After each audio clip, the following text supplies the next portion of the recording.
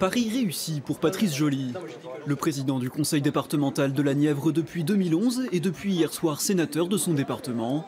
Une nouvelle étape envisagée avec satisfaction comme une continuité du travail accompli en faveur de la ruralité.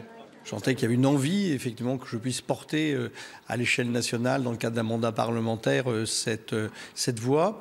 Et puis, parallèlement à ça, effectivement, une très mauvaise perception des dernières mesures du gouvernement qui témoignaient d'une méconnaissance des territoires ruraux.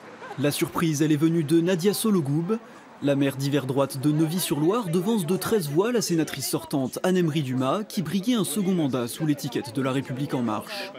Du soulagement, de l'étonnement, mais c'est vrai que tout au long de la campagne, c'était très difficile de se faire une opinion, les gens étaient très partagés et surtout dans beaucoup d'incertitudes à tous les niveaux. Pour la première fois sous la Ve République, la Nièvre va donc envoyer une représentante de droite au Sénat. Avec un second sénateur socialiste et 2 députés En Marche, le département obligera les différentes sensibilités politiques à collaborer.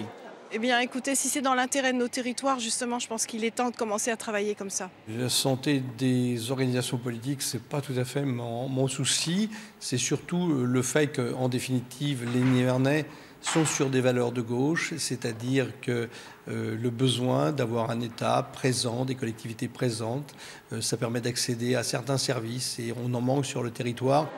Conséquence de cette élection sénatoriale, c'est maintenant le conseil départemental qui va devoir évoluer.